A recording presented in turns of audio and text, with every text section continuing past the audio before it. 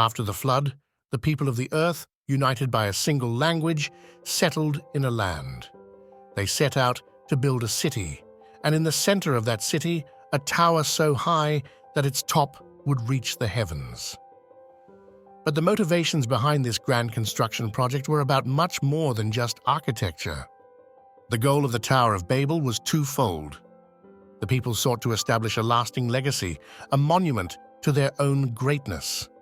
In building the tower, they aimed to immortalize themselves and secure a place of significance in history.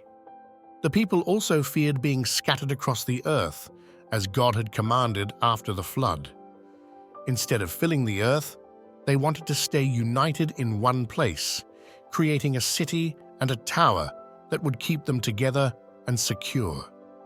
This project was not just about architecture, it was a bold declaration of human self-sufficiency and defiance.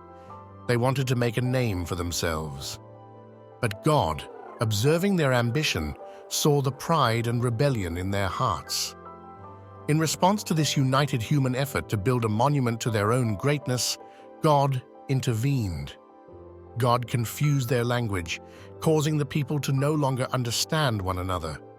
What had been a single, unified group now found themselves divided by language barriers. The confusion of languages forced the people to scatter across the earth, just as God had originally commanded after the flood. The once united group was now divided. The Tower of Babel was left unfinished, and humanity was dispersed into nations, each speaking a different language.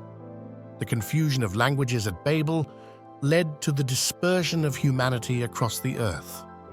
No longer able to communicate, the people formed distinct groups based on language, culture, and shared identity.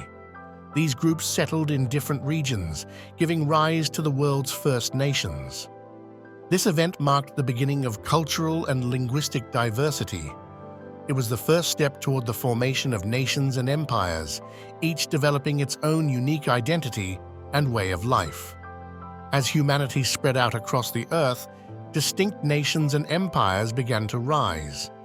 Each group, now separated by language and culture, formed their own political structures, social systems, and customs. These emerging nations developed unique forms of governance, laws, and customs.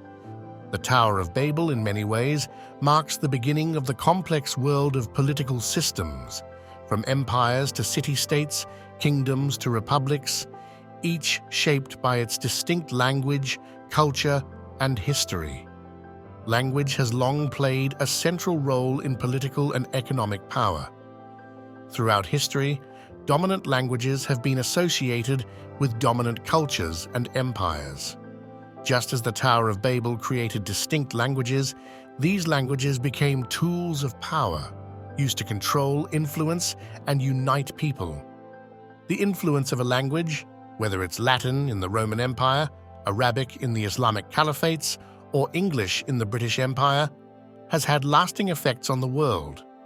Language shapes how societies organize, how people govern themselves, and how power is distributed. The Tower of Babel serves as a powerful reminder of the limitations of human ambition and the importance of humility. In seeking to build a monument to their own glory, the people of Babel sought to defy God's will. But God's sovereignty prevailed, reminding us that no human effort can outlast His plan. At the same time, Genesis 11 reminds us that even in midst of united humans, there is divine purpose. With a common language, this translates to a common culture, causing humanity to share common needs, aspirations, and a longing for meaning. Also, in our diversity, we can still find ways to cooperate, build, and create, perhaps in ways that the builders of the Tower of Babel never imagined. The story of the Tower of Babel is much more than an ancient tale.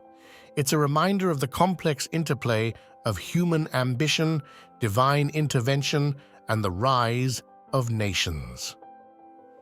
As we look at the world today, we can see the lasting effects of this ancient story on everything from language to politics, trade, and power.